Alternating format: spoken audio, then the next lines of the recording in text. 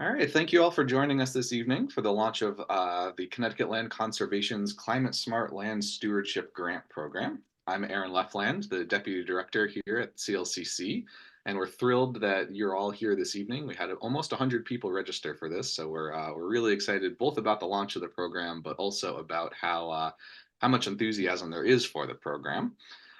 Just a quick overview about what CLCC is. We are the main land trust service organization in Connecticut.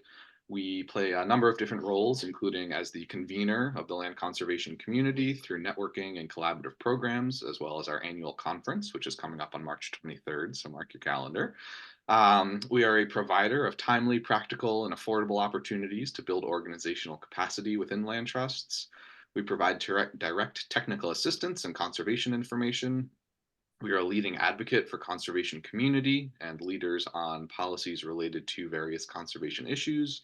And we're also now a grant maker to the land trust community through programs like this, as well as our Transaction Assistance Grant Program, or TAG, as well as the Connecticut Conservation Partnership Program, or CCPP. TAG funds due diligence expenses for transactions, and CCPP funds acquisition costs. And now we're excited to launch this program, which will help land trusts fund stewardship practices related to climate mitigation. A little bit of housekeeping before we dive in. We kindly ask that you keep yourself muted and video turned off during the presentation. We'll have a question and answer session afterwards where you can join us through audio and video. We also ask that if you have questions during the presentation that you put them into the chat, and we'll kind of review those and moderate them during the Q&A session at the end of the program. Also, please note that we're recording this program so that folks in the future can look back and watch this video. So if you prefer not to be on that recording, simply keep your video off. And before we get started, we really want to acknowledge and thank the Connecticut Department of Agriculture for their support of this program. This is a grant program made available through the Connecticut Department of Agriculture's Climate Smart Agriculture and Forestry Grant Program. It was a $7 million grant program. This was the first year that they offered it, and they had 78 applicants request more than $55 million. CLCC is really proud to be one of 12 applicants that were awarded funding through this. We received $750,000, and 2/3 of that, or $500,000, will be re-granted to land trusts in Connecticut. The remainder of those funds will go to support outreach, technical assistance, and our administration of the grant program. We also want to recognize that there are a couple of other organizations who were selected for funding through the Department of Agriculture who are also offering re-grant programs. Those are Yukon Extension, the New Connecticut Farmer Alliance, the Northwest Connecticut Land Conservancy, and Connecticut Resource Conservation and Development, Inc., also known as RC&D. It's worth taking a look at their grant programs as well to see if those might be a good fit for your project, either if ours doesn't feel like the right fit or maybe theirs feels like a better fit. Other great ways to tap into this climate smart funding. So with that, we'll just provide a quick agenda of what we're going to be covering through this evening's webinar. We'll go through a quick introduction and then dive into some of the program goals. We're going to go over an overview of the grant guidance that we have produced for our grant program. We'll take a look at some sample projects that might help to spark some inspiration for your programs. We'll go over a couple of resources that we've produced, as well as some external resources that might be helpful in getting you thinking about climate smart practices. And then lastly, we'll save plenty of time for question and answers. So again, quick introductions. I am Aaron Leffland, the Deputy Director here at CLCC. I'm going to be joined this evening by Ricky Bentley, who is CLCC's new Climate Smart Stewardship Coordinator, as well as Julia Solomon from Shadbush Consulting, who's an independent consultant who we worked with closely on the grant development, developing the grant documents and guidance and sort of all the materials that you'll be seeing this evening. We also want to introduce some of our project partners. They're not on the call with us this evening, but they're they're really important players in this grant program. The first is the Service Forestry Program that's housed under the Forestry Division at the Connecticut's Department of Energy and Environmental Protection. We're also partnering with the Connecticut Forest and Park Association on this project, as well as Kip Kolsinskis, who's a private consultant working on conservation science projects. And we also want to introduce you. This is just a quick word cloud looking at all the different folks who registered for this and the role that they listed when they registered for this program. So, fair number of folks, obviously from land trusts, but in many different roles, ranging from presidents to land stewards to protection staff or project staff. So it's great to see the diversity of different roles that we have joining us this evening who are coming to learn about this opportunity. So let's dive into the program goals. Before we start, I just want to point out that Connecticut has approximately 120 land trusts who collectively have conserved approximately, or actually more than 200,000 acres of land. And one of the overarching goals of this is to maximize the impact of those lands as natural climate solutions. And so our program goals include increasing the capacity of Connecticut's land trusts to manage their lands using climate smart stewardship practices, to increase the number of acres that are managed using those practices, to encourage future use of climate smart practices among Connecticut's land trusts, and to elevate the role of conserved lands as part of climate change solutions. Hopefully nothing on this slide is news to anybody in this webinar, but these are some of the changes that we're forecasted to experience here in Connecticut as a result of the changing climate. Those include elevated temperatures, longer growing seasons, changes in precipitation patterns, more droughts and heat waves, more intense and frequent storm events like the ones we just experienced yesterday, sea level rise, as well as an increase in invasive pests and pathogens. And I think the images on the right will also be pretty familiar to folks. The first is a graph just showing the projected increase in temperatures, both under a lower and higher emissions scenario. And then the bottom one might not be specific or recognizable to you immediately, but you might have something similar that happened in your community. So this is just a severe storm event, a microburst that occurred at Sleeping Giant State Park, where a whole grove of pine trees was flattened within a couple of minutes. And again, we're we're experiencing this, and we're bracing for more of these types of changes as we enter the future. So, what is climate smart land stewardship? There's really three main categories that create this program or create this concept of climate smart. The first is mitigation, which is reducing or removing greenhouse gas emissions by increasing carbon sequestration and storage. You can think about that as something like reducing tillage on a farm and capturing more carbon in the soil, or perhaps planting trees to sequester more carbon from the atmosphere and store that carbon in those trees. The second component is resilience, which is the ability of an ecosystem to withstand or respond quickly to disturbance and return to a prior condition. So, when we're talking about resilience, some examples might be diversifying your crops on your farm, or perhaps managing your forests to have more diversity amongst both the age classes and the species there. Effectively, trying not to put all of your eggs in one basket, but to have a diversity of crops or species or age classes across whatever landscape it is that you're working on. And the last is adaptation. And those are actions that intentionally accommodate change and allow ecosystems to respond to future conditions. So that might be something like planting crops or trees that are adapted to a more warm climate, or perhaps managing forests to promote native species that are native to the area, but perhaps more tolerant to something like drought. So, for example, transitioning a stand of red maples to something like an oak hickory forest. And when all three of those things come together, you saw the Venn diagram on the previous page, it's sort of this overlapping thing. That's where we get into climate smart practices and climate smart land stewardship. So the definition we use for climate smart land stewardship is that it's a collection of strategies and practices that increase the ability of land to sequester and store carbon, to provide additional ecosystem services, to withstand disturbance, and to adapt to changing conditions. And it's worth recognizing that these climate smart practices can occur across the entire landscape of Connecticut, from the rural to suburban to urban gradient, as well as on properties of various sizes. And through this grant program, we're really looking forward to being able to fund projects that are occurring across these different landscapes and funding projects of all different sizes.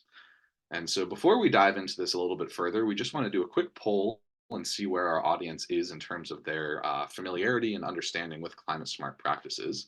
So Julia, if you want to launch the poll, give everybody a minute to click that.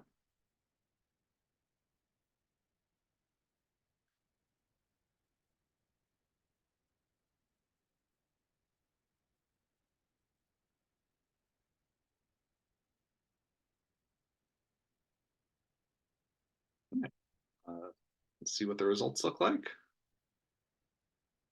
Excellent. So yeah, kind of like a bell curve here.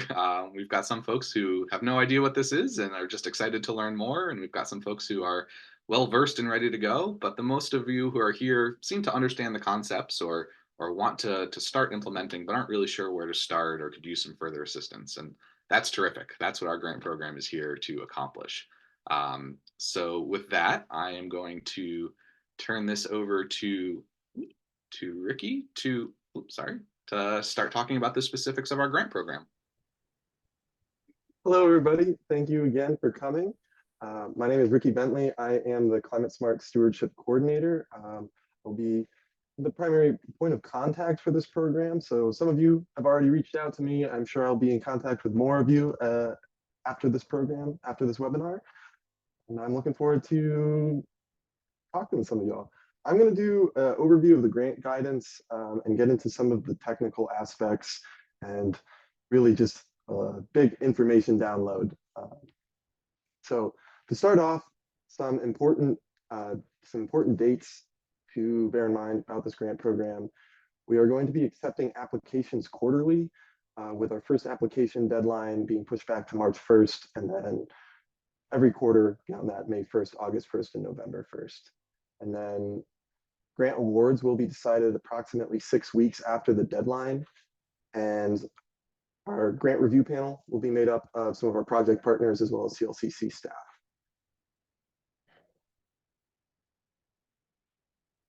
So who is eligible for this grant? We're looking for nonprofit 501(c) tax exempt organizations that have a mission that's dedicated to land conservation or stewardship of conserved lands in the state of Connecticut. So organizations that have a service area that includes the state of Connecticut, can be located outside of Connecticut, but as long as you work within the state. But the project that you are interested in funding has to be located within the state of Connecticut on fee-owned land by the applicant. So it cannot be on an easement property. It's also a requirement that applying organizations are current members of TLCC. This is easily remedied if you are an interested organization and not currently a member.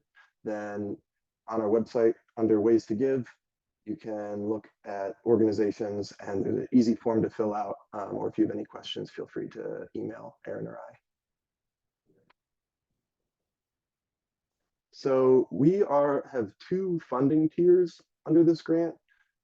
We have planning grants and implementation grants. I'm going to go through the differences between them and what they're both used for. So planning grants with a maximum award of $8,000. These are smaller grants. These are for the early stages of developing a project. They are really for creating a better understanding of what practices would best fit to your property or project area. With this, we're going to be encouraging a lot of land trusts to pursue forest stewardship plans, other types of stewardship, see what types of climate smart practices are best suited to your area. Then implementation grants, these are a lot bigger, the maximum award being $50,000. These are for well-developed plans for projects that have been thoroughly planned out and funding on-the-ground activities of implementation. And so maybe a lot of those organizations that you said you've already started implementing some things, you have a lot of familiarity with climate smart practices. If you've already gotten forest stewardship plan, this might be just ready to jump into an implementation grant. So looking at them side by side, we have a few differences that are important to note. So just the size and maximum award to start, but also our planning grants require that the applying organization provide a 25% cash match. This is not a requirement for an implementation grant. There's also a difference in project duration. So our planning grants will have a year-long duration, whereas the implementation grants, those just need to be completed by April 30th, 2027, which is the end of our grant period. The payment process will also vary a little bit depending on the tier. Planning grants, you will receive 25% of the funding at the time of the contract signing and 75% of funding upon project completion. implementation grant. This will be a lot more subjective and specific to the project and will be tied to specific project milestones that will be determined in your contract and your general implementation plan.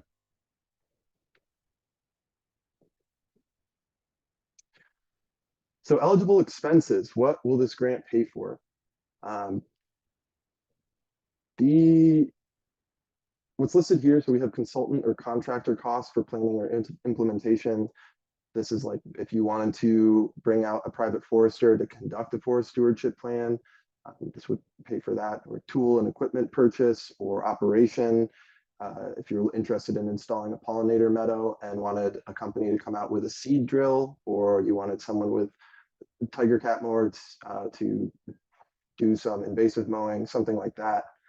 Materials, whether that's deer fencing, saplings, seeds, those kind of things, or any permitting fees, whether you're applying for a town water wetland permit, something of that nature. Also, it's important to note that operational costs such as staffing, training, printing, mailing, outreach, those are not eligible under these grants, but they are welcomed as in-kind match. And so that'll be something that we highly encourage. Some expenses that will not be covered by these grants. We will not be paying, these grants will not cover any expenses that were incurred prior to the grant award, so we won't retroactively pay them back. These grants will also cannot be used for land acquisition.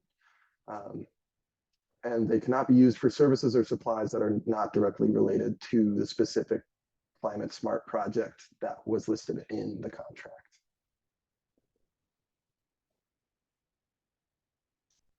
So I'm going to go through just what our applications are being judged on, what the various evaluation criteria are. So starting with our primary evaluation criteria, these are things that we would like to see in all applications. So primarily, projects will contribute to climate mitigation, resilience, or adaptation. We're looking for projects that fall into one or multiple of those pools that Aaron was discussing earlier in the slides. We're looking for clear deliverables, budget, and timeline that are specific, measurable, and realistic. And we're looking for organizations that have made clear that they have a project team and the capacity to fulfill the project. Additional evaluation criteria. We are encouraging projects located in Connecticut environmental justice communities. If you are not clear on what that is, we can drop a link in the chat. But the Connecticut DEP has on their website a definition of what they classify as an environmental justice community, as well as mapping out specific areas in Connecticut that qualify as an environmental justice community. We're also looking at project outcomes are clearly articulated and measurable, and there is an intention and capacity to sustain after the grant period has ended, that the project won't just fall apart once the grant period is over. We're also looking for applying organizations to have a commitment to climate change solutions and have that be a core part of missions and values. For specifically our implementation grants, we're looking for applications that provide strong rationale for the approach they propose. This is why, again, we're encouraging to have specialists, foresters come out and assist with the planning aspect of these projects. We're also looking for projects to include a monitoring and evaluation plan, how implemented actions will be measured throughout the time of the project, as well as evaluated. Some additional evaluation criteria, some bonus. Any projects that include partnerships or evidence of landscape level planning, if they're organizations that are part of a regional conservation partnership, or if the projects, the property that the project is on is also being utilized by educational organizations or agricultural organizations. Aspects like that are definitely a huge bonus. Projects that demonstrate a high degree of innovation and creativity. Love to see anything just outside of the box. You know, we have a lot of suggestions and ideas, but definitely don't have them all. So very welcome to any new ideas that are out there. And then, like I said earlier, projects that include matching funds beyond what's required, leveraging state or federal funding, have additionally applied to other grants such as NRCS's EQUIP grants, as well as any in-kind matches.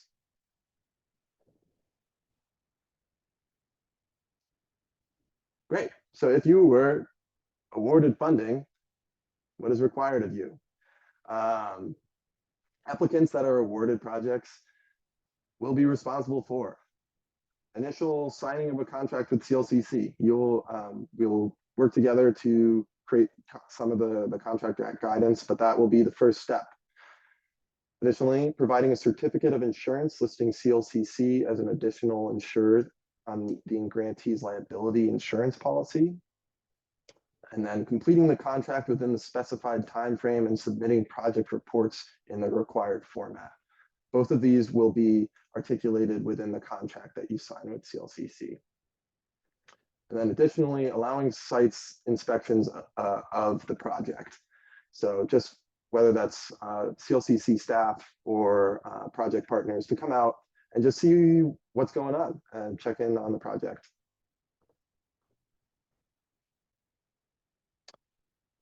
So in reporting, the formats will be determined in the contract as well as dates. These contracts will be in compliance with the Connecticut Department of Agriculture's requirements, but they will consist of semi-annual progress reports throughout the contracted project duration, as well as a final report at the conclusion of the contract. These reports will include any documentation of expenditures, explanation of variations from budget, explanations of changes to the project or timeline, any progress and plans, challenges and lessons learned, outreach and engagement activities conducted, as well as project outcomes and impacts. This is just important information for us to gather, just for one, to be able to know how the project is moving along, as well as to gather more generally so that we can give information to the Department of Agriculture about grant recipients, as well as have lessons learned that we can use to help other land trusts in their process.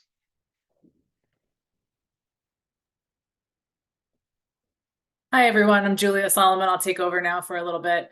As Aaron mentioned, I am an independent consultant. I have a background in land conservation and land use planning with a particular focus on climate change and climate action. So I have been thrilled to be part of this project, really getting the RE-grant program built behind the scenes and off the ground here. I will be phasing out now that Ricky's on board, so he'll be your primary contact, but I will be watching closely to see what kind of amazing work gets done with this funding. And so this has been kind of abstract so far. There's been a lot of information thrown at you. Obviously, the recording of the webinar will be made available, and a lot of this information is also on CLCC's website, which Ricky will go through a little bit later. But I just wanted to take a few minutes to kind of ground it in some sample projects. So as Aaron mentioned earlier, CLCC is really looking for a breadth of projects on lots of different landscape types, lots of different environments. So really you can do climate smart stewardship on any of the lands that land trusts protect in the state of Connecticut: forests, meadows, farmland, riparian habitats. And if you're more focused on the way that humans are interacting with the environment, certainly there are ways to make those landscapes climate smart as well. And so you may already be familiar. In fact, I think we have a couple of people on the call from NRCS, but the Natural Resources Conservation Service, or NRCS, maintains a list of climate smart mitigation activities. So these are framed around agricultural and forestry activities. And I wanted to share them. I'm going to have Aaron pull them up on the screen in a second here. They can feel a little daunting at first. We have links to them all over the CLCC website. And I would encourage you to take a look at them. Don't be put off by all of the project codes and any kind of technical terminology you may come across. Most of the things that you have in mind will fit under the umbrella of one or more of these activities. And CLCC is keeping these activities in mind in terms of their accountability to the Department of Agriculture. So we would just encourage you in your conversations with Ricky and as you're developing your project to to think through how your project fits within these kinds of frameworks. And these are activities which have been demonstrated through the literature to have measurable climate benefits. Thanks, Erin, that's great. So next we thought we would just take you through some completely invented project examples, just to give you a sense for how you might, you might think about a project based on your context. I will read them and then I'll talk through some of the, the ways that they might be evaluated. So the Save Our Forests Land Trust owns a 50-acre parcel that is currently forested with mixed hardwoods. The forest is mostly mature. It's a single-age forest and it has poor regeneration. The forest suffers from heavy deer browse and invasive species in the understory. And Save Our Forests has already done some preparatory work, working with a certified forester to complete a forest management plan that will increase regeneration and increase the structural and species diversity of the forest. They apply for an implementation grant to fund this plan, and they expect it will take several years and will include selective tree cutting, invasive species removal, deer exclusion, and tree and shrub planting and monitoring. So what do we think about this proposal? I think it sounds like a great start. So it's a really good concept. This group seems to have done its homework. And, going back to that Venn diagram that Erin was talking about, clearly this has the potential to have mitigation benefits through increased carbon sequestration. It most likely has resilience benefits in terms of increasing the structural and species diversity of the forest, benefiting wildlife. And it could also have adaptation benefits depending on the species that they choose to plant. So that's a great start, but it's not the whole picture because as Ricky was mentioning, the project will also be evaluated based on how realistic the budget is, whether the timeline makes sense, if they seem to have a robust project team. The evaluation team will want to see that the organization is supportive of the project and has the ability to sustain it over time. And it's always beneficial to really broaden the impact of a project. So with a project like this, it could be done just by a contractor coming in, doing the work and kind of moving on. But it could also be done in a way that perhaps involves volunteers in some of the invasive species removal or the planting. You could do public programs, include interpretive signage, and all of those would be welcomed by the evaluation team. So that's a sort of a sample project for a forested landscape, probably in a more rural context.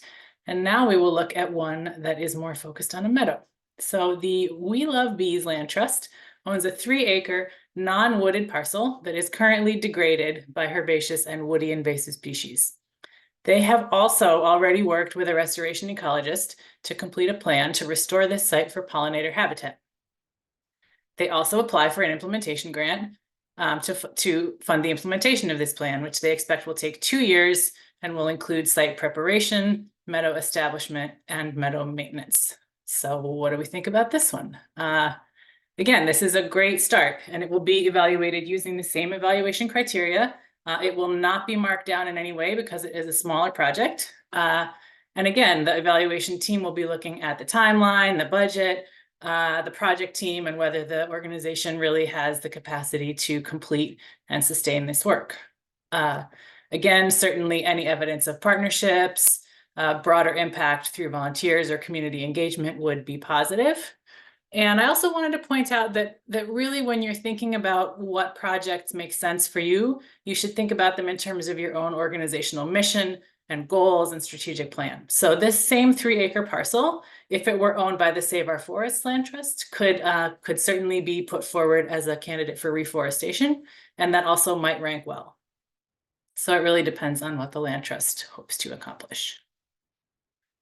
So finally, if this is all sounding a bit daunting and not like something that you're ready for, maybe a planning grant is more where you belong right now. So the Preserve Our Places Land Trust recently acquired a 20-acre parcel that includes forest, stream, wetland, and some open field areas. The parcel has not been actively managed in many years, and most of the habitat has been impacted by deer browse, invasive species, extreme weather, and human use. Preserve Our Places does not typically engage in active management, but they are interested in using climate-smart stewardship practices for this property. They apply for a planning grant to inform their next steps. Funding will support working with a consultant to develop a management plan that aligns with their goals. And so again, this one, a planning grant in some ways is more straightforward because really the land trust is seeking those initial sort of guiding documents to inform future management. But again, you should think about the project in terms of who you are organizationally and what the property is telling you, what the characteristics of the property are. And how they fit with your goals, and including your intentions for seeking future implementation funding. In this case, I think it's most likely based on what we know that the land trust would choose to engage a forester. The forester can certainly also inform recommendations around riparian habitat management, wetland management. So you can get a forest management plan that is comprehensive of those different kinds of habitats. However, if your land trust goals were different, or if the characteristics of the property were slightly different, maybe you would really want to focus on the riparian area and trout habitat. Maybe it has more open fields and you really want to focus on the field components, and that might lead you to select a different kind of consultant. I think that's it for me for now. I will hand it back to Ricky, who's going to get into some of the nitty-gritty of the application process.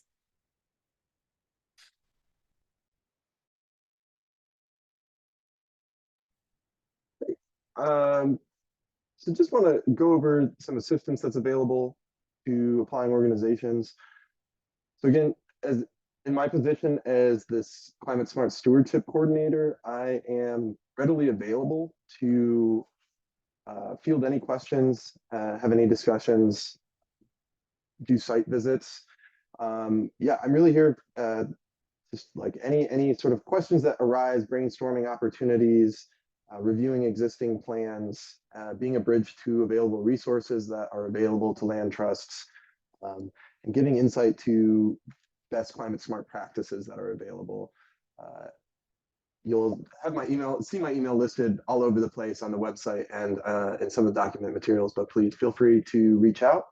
I also want to put a plug in here for the Connecticut DEP service foresters. The service foresters are available to spend up to 1 full calendar day per year with a landowner free of charge. And they are incredible wealths of information. They can come out and do a site visit and do a walk around your property, do a catalog of species, talk to you about your stewardship goals, interests, and make really informed recommendations in a report that they can give to you. So they're a great project partner for us to have. We'll really be encouraging land trusts that are applying to also get a visit with a service forester. Then also, with other information for you all, I would like to do a website tour. So I'm just going to share my screen, guys. All right. So this is the grant website. If you go to our main website, ctconservation.org, under programs, under funding programs, it's right here, Climate Smart Land Stewardship Grant Program. And there's a lot on this page, so we're going to go through it. Here at the top, we have the overview. This is some of the information that Aaron was talking about at the beginning, talking about the purpose of this program. Here's my email right at the top, readily accessible for you all. Again, just note to our funder, Connecticut Department of Agriculture. And moving down here on the side, we have this whole columns about technical assistance and site visits, what I'm available for, things that I can help with, as well as further down we have, again, some more information to the Connecticut Deep Private Municipal Lands Program and a link to their website. here, this is where we have the webinar registration. This is where this recording will go once this webinar is over. So we'll make sure to post this. I believe we'll also post the slides that we were using. So this information will be readily accessible for you to view again or to share with other interested parties. Again, here we have the important dates that I mentioned earlier in the slides of when submission deadlines are. Yeah, and then moving on down, application materials. So this is really like the meat of the website towards the bottom of the page. So these two buttons here, these are for our application forms, the official forms that will be submitted. I'll come back up and view these at the end, just because I want to show you all the other important documents that we have on this page. So below this, we have more information. Each of these drop downs is kind of corresponding to some of the slides that we went through. On this slide, we have examples of climate smart stewardship and some things that would qualify. We have eligibility, who is eligible, talk about what are the eligible expenses, what will be covered, and what expenses would not be eligible for grant funding. We have the different tiers. So we, again, an explanation of planning grants, an explanation of our implementation grants.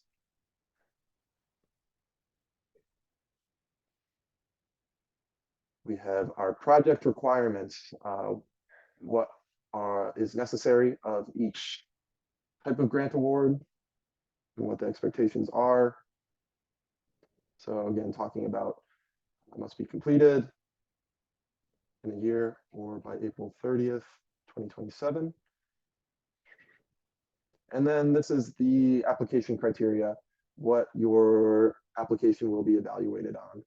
So the primary, secondary, and bonus criteria that I talked about earlier in the slides.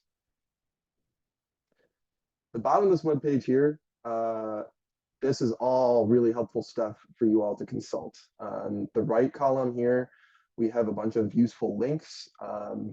That is just a ton of reading and incredible, informative pieces from a variety of organizations doing related work. So here at the top, we have NRCS. This is another link to the climate smart activities that Julia was talking about. We have the climate change response framework and specific adaptation planning for land trusts.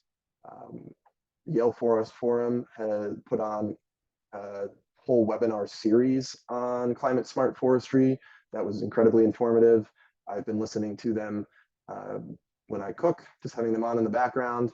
They're really easy, really digestible. And here are some more of our resources that we've compiled. Land Trust Alliance has also compiled some resources. On the left here, we have some related documents that are important for viewing. This first document here is the grant guidance document. This is basically all of the information that was in the slides, just all in one place for you to view. So definitely consult that as you are answering questions for the application. Below that, we have a Climate Smart Grant Frequently Asked Questions document. This will likely be updated as more people are applying, asking us questions, and we can sort of troubleshoot things, figure out what some common issues are. So revisit this, and it will likely be changed semi-frequently. Below that, we have the planning application questions and the implementation application questions, both in Word documents. Highly recommends that if you are going to apply, that you take the time to look over all the questions first and write your answers in a Word document. Our actual application is in a Google form, and it can be kind of a pain in the butt to edit and actually type things out into the form itself. So it's a lot easier if you can just copy and paste. We're not looking for, there are character limits on our responses, so we're not looking for super long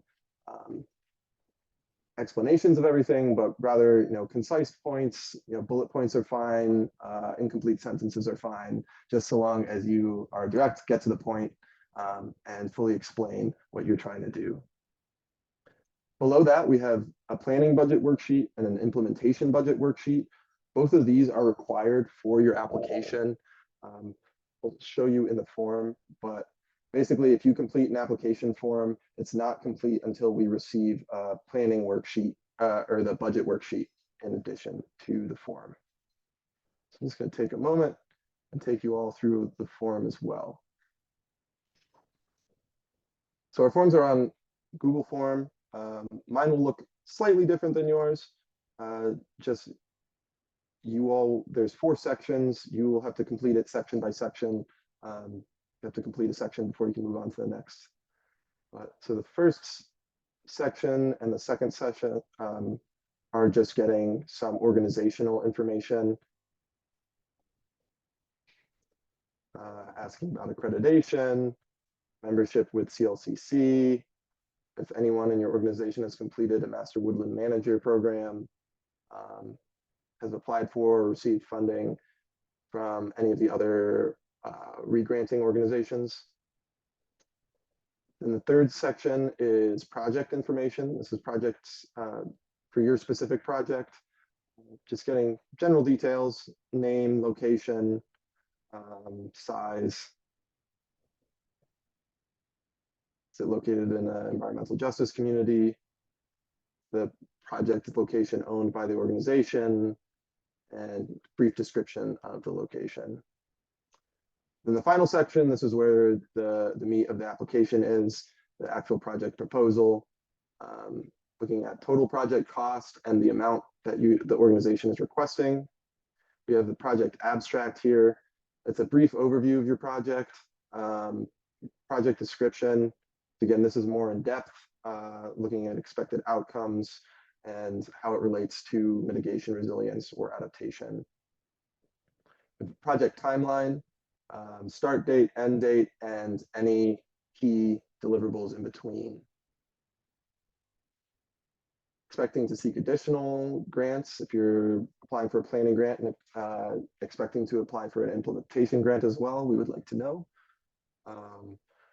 Budget narrative, this is slightly different than the implementation grant.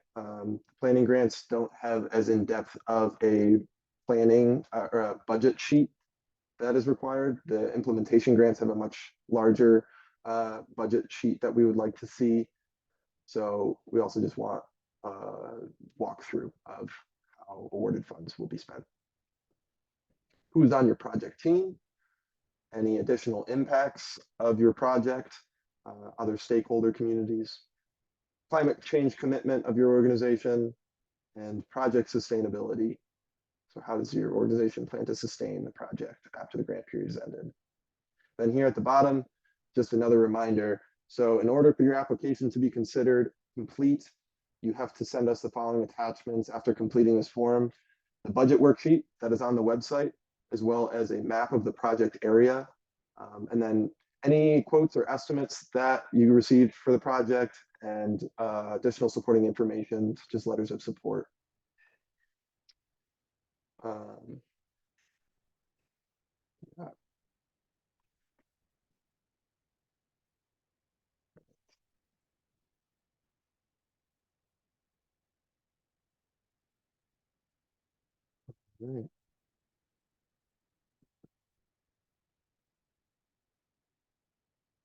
Back over.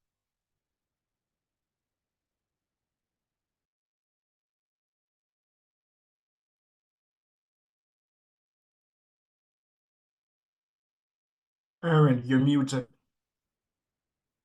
Sorry about that. So with that, we'd just like to say thank you for joining us this evening. Here's the contact info for all 3 of us, should you like to get in touch with us about any of the particular things we discussed. As Ricky mentioned, he's really the point person on this project, so he should probably be your first go-to, but our information's here in case you need to reach any of us as well. And with that, we'd like to take some time for questions. Great. And so feel free to put your questions in the chat. I think also it would be okay if people just, come off mute and, raise their hands, but we'll start out with ones that have come in through the course of the presentation. And Ricky, I think this is one for you. For the planning grants, do they have to be completed within the 12-month period? Yes, so planning grants will have a project, like the duration of the project will be 1 year. And so the expectation is from the signing of the contract to 12 months later that whatever the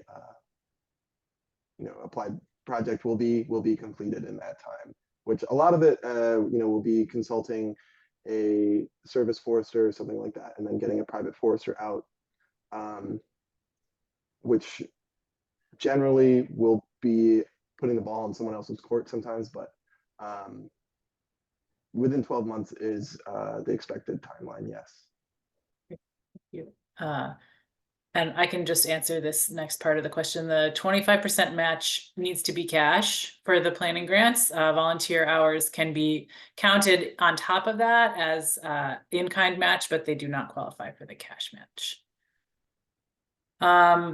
Aaron, maybe this next one is yours. So David is asking, there are 4 dates for submission listed, and actually we expect that there will be additional dates in future calendar years. Is there a benefit to applying earlier? And could the money dry up? Yeah, we do have a finite amount of money that we'll be awarding. I don't anticipate that it will be exhausted within the first or second round. This is our first time really doing this, so we don't know. If you have a project that's ready to go that you're excited about, I'd certainly encourage you to submit now. But there's certainly the possibility that, like many folks, it might take some time to maybe submit a planning grant and then go for the implementation grant. And so we're going to have grant deadlines sort of as long as it takes for us to exhaust those funds. I would also add, I think we anticipate that some applicants may not get funded on their first try, but that they would be, they would receive feedback from the evaluation team, and they can make some modifications to the proposal and come back in a subsequent round. So getting in the door earlier gives more time for those kind of adjustments. And one other thing we didn't discuss, this reminds me, Julia, is that our intent is to fully fund projects. We're hoping not to do any sort of partial funding. If we feel like a project isn't quite up to snuff in terms of meeting all of the or scoring highly on the criteria that we've laid out, that's where we want to have a conversation with the applicant and say, look, if we tweak a little thing, if we tweak this thing, or we adjust this, or we adjust your timeline, this will be a much stronger proposal. And because we have these quarterly deadlines, we'd encourage you then to just submit a revised application at that next deadline. And so with that, we're looking for great projects, and we want to help you create great projects. So yeah, as Julia said, there is some benefit to submitting early, because then you can start that process of working with us. That said, also reach out to Ricky before you submit, because he might be able to answer questions, and then you don't have to keep having iterations of an application. So yeah, this is a process, and we're with our applicants for the duration of the project. Great, thank you. Okay, so actually, Aaron, don't go anywhere, because I think this next one goes to you too. So can an organization first apply for a planning grant and then an implementation grant? So the answer to that question is yes, absolutely. That's sort of the idea. The question then goes on to say within the same year. And so there's some nuance to how that will work. Yeah, our main rule is we don't want more than one contract open with a given land trust or a given applicant at any point in time. So if you apply for a planning grant and you get that done in 3-4 months, terrific. You're then closed on that contract. You've given us your reporting requirements.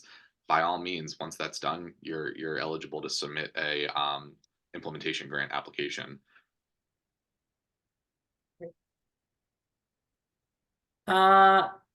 Letters of support. I can take this one because Aaron and I went back and forth on this some. So don't feel like you need to go out and get half a dozen letters of support. That we're not looking for that. We've been trying to make this whole process as streamlined as possible. We want people to feel like they can get in the door and get some projects going. I would say letters of support are beneficial only if you're coming in as part of a partnership application, and we just, people will want to see that in fact the partners that you're listing are aware that you're listing them and on board to help out with the project.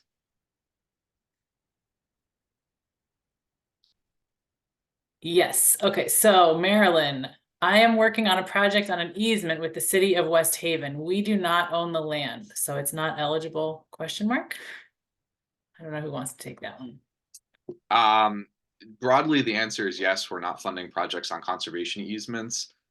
We may be willing to make exceptions for a case like this where it's a municipal body that owns the easement, or if another land trust owns the easement or another conservation organization owns it. We're just not looking to fund projects that are on sort of your typical easement where it's just one private landowner who owns that underlying property. So let's discuss that further. Would love to discuss details. Again, we're trying to make this as inclusive and comprehensive as possible. So happy to continue that discussion.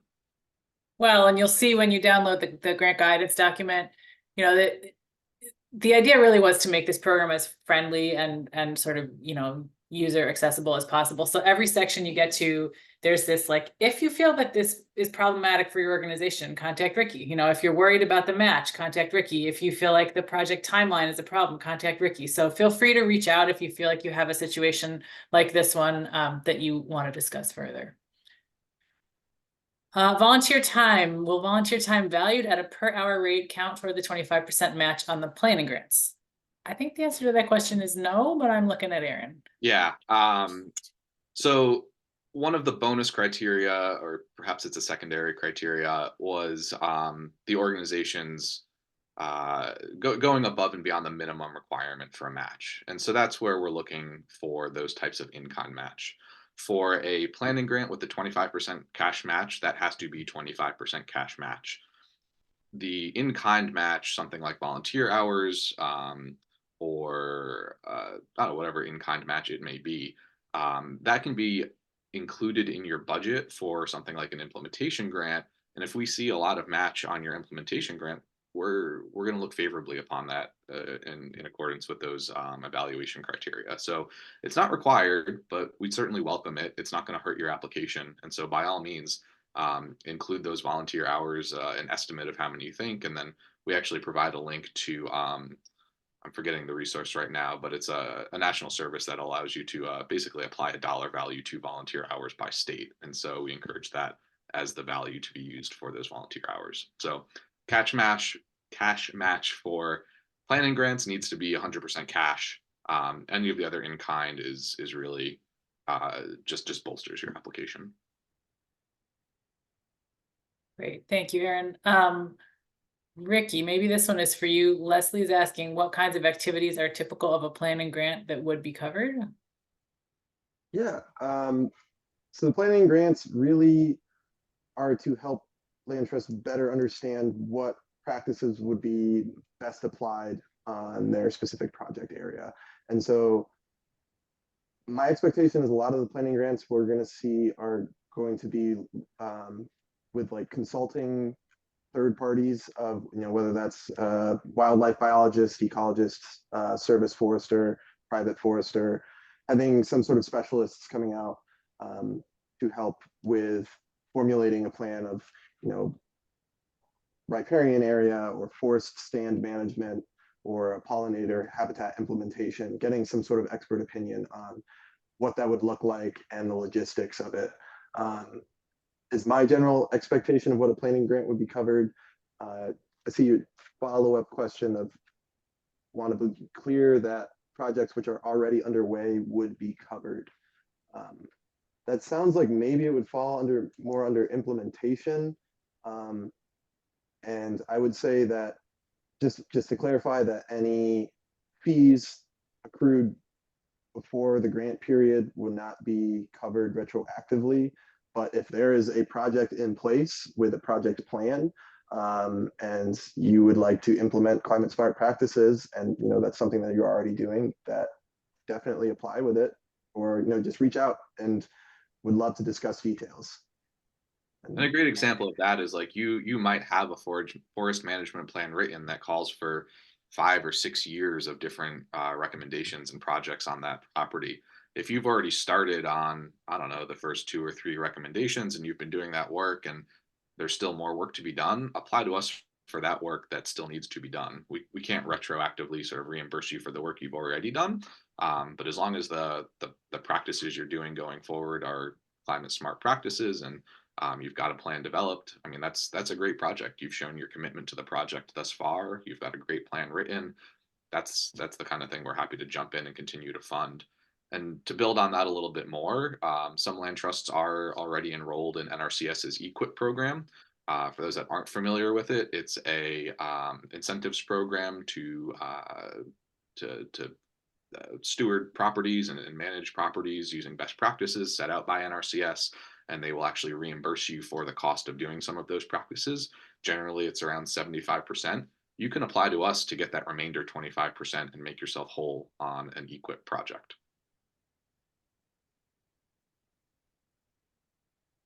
Great. I can take this next one from Emma. Would the labor on the project be an eligible cost for an implementation grant?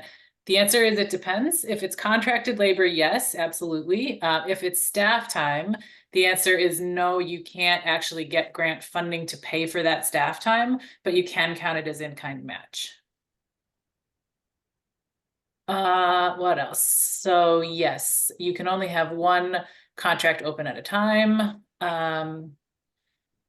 And David, yes, you're absolutely right. You should contact a specialist for a planning grant in order to get a budget before applying, or certainly to get a quote. That's required when you apply. I think as Ricky was going through the form, it probably went by pretty quickly, but one of the supporting documents that you will be required to submit is some kind of a quote documenting a justification for the budget that you are requesting. And it's good to be in touch with those folks ahead of time anyway, just to get a sense of their availability and how long they think the work will take and those kinds of things. And that's the end of the line in terms of preloaded questions here. I don't know if anybody has one that they're sitting on, and feel free to come off mute and just ask it if you'd like.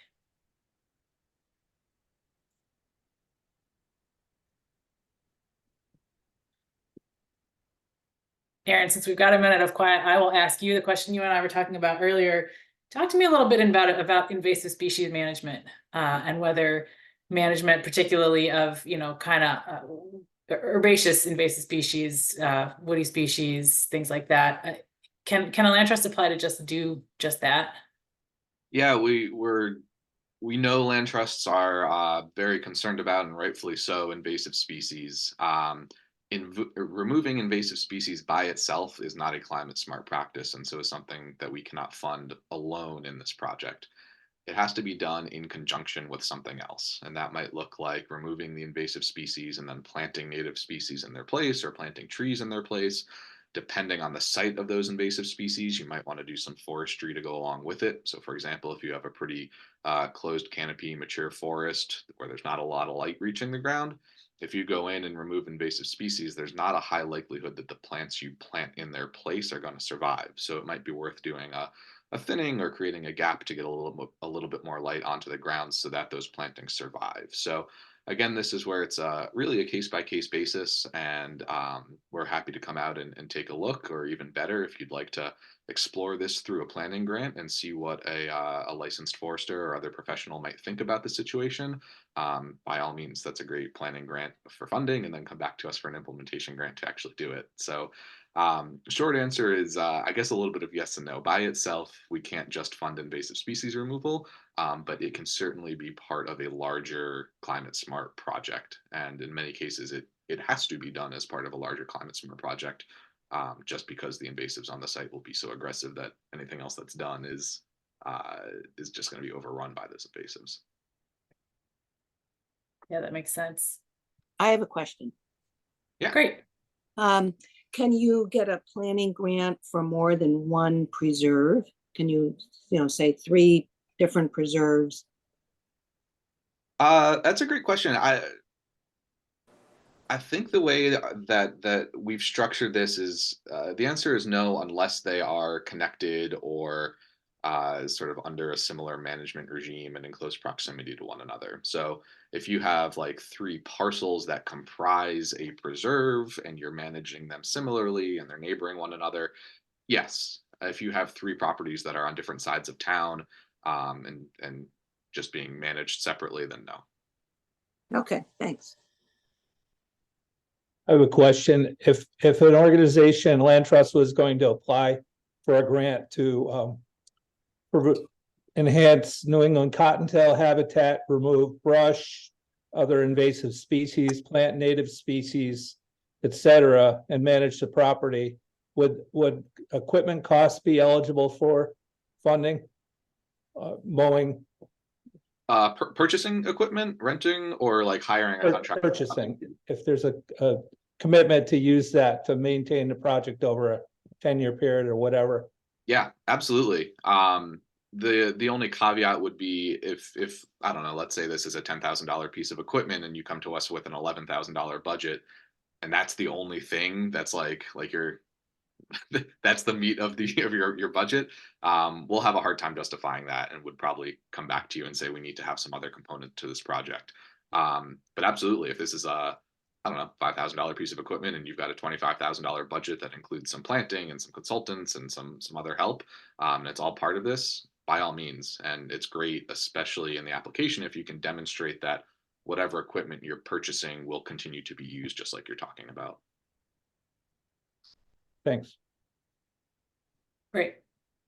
So David has a couple of questions, and David, maybe you just want to explain them, come off mute and explain them, but would you expect this amount of money to exist next year? I would say it really sort of depends. This is the first try. There is a set amount of money that CLCC was awarded, and when it runs out, it's gone. So I don't know, Aaron, if you have a crystal ball. Yeah, so Julia, I came off mute. Yeah, we're probably might go into a planning item this year, and whether we get the planning done by the last date for an implementation grant, so we can plan something, and then if next year there's no money, whoops.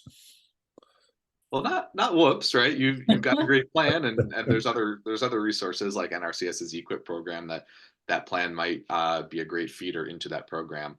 The way that our entire funding program is structured is that we have this $500,000 to give out, and that's part of a 4-year contract that we have with the Department of Agriculture. That $500 is not going to be renewed annually each of those 4 years. That's a set or $500,000 that we have to give away over the course of these 4 years, which is why all of these projects have to end on that 2027 deadline, the April 30th, 27. So everything has to be spent by then. We have no indication that the Department of Agriculture is going to have another $7 million to fund additional programs down the road. If they do, we'd certainly be interested in applying so that we can keep this program going. But the $500,000 that we have to give out now, assume that that's the end. And yeah, we don't know. This is our first time doing it, so we just don't know how long that's going to last or how quickly it's going to be used up. Right. Yeah, and my next question was, we have some land that we've obtained that hasn't been surveyed, and we probably need to do that before we can get in there and do anything else. Let's discuss that in a little bit more detail. I want to say yes, but there's a lot of different types of surveys, and it's probably not the kind of thing where we'd pay for an A2 survey. We might pay for some other lesser survey. But again, it's got to be part of a much larger plan. This isn't intended to be like survey. Oh, I agree. I'm saying as part of a larger plan, but we would have to do the survey to make sure that we aren't obviously mitigating or cutting trees that aren't on our land. Yeah. I want to say yes, but let's talk about it further. Okay. Well, and I think in some of those cases, and this was in my mind with when the question came up about the 3 separate preserves as well. In some cases, you're going to bump up against the funding cap on the planning projects as well. That $8,000 will fund one nice plan, I think. If you're getting into something more complex, then it may be that other funding sources have to come into the mix. And that's a great match on a project. Like if you hit that cap, let us know that you are doing a survey as part of this, as a sort of in-kind match to this larger application. Right. A survey would probably eat up a lot of that. So. Mm-hmm.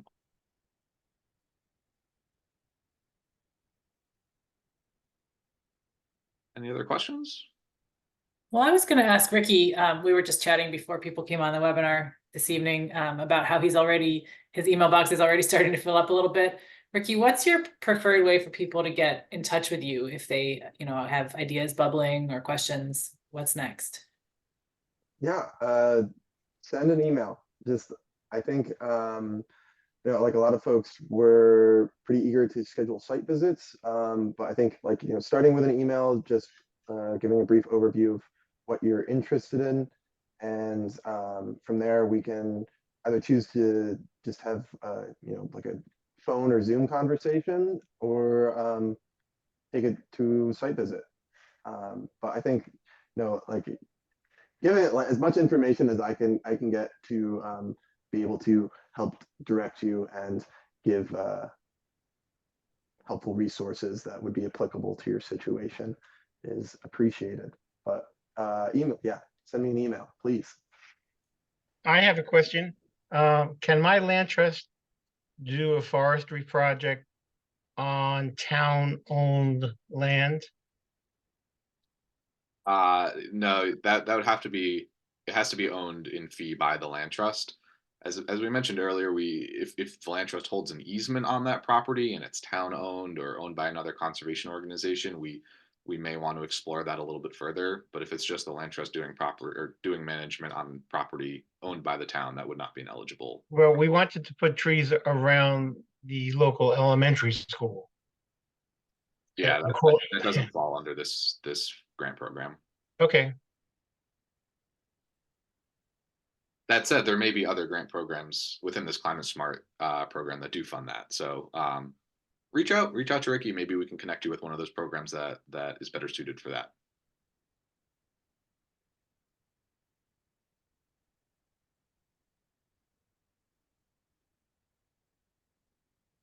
No other questions? None in the chat. Excellent. Well, again, thank you all for joining us this evening. It was great to talk through some of these questions, and it's great again that there's so much excitement about this program. We're thrilled to be able to offer this and to be able to channel this money from the Department of Agriculture through us and into land trust properties. And we're really excited to see how these projects, what's proposed and what happens, and even more excited to see what the impact of these funds will be. And yeah, thank you all for joining us. Again, reach out if you have any questions, and we look forward to seeing your applications.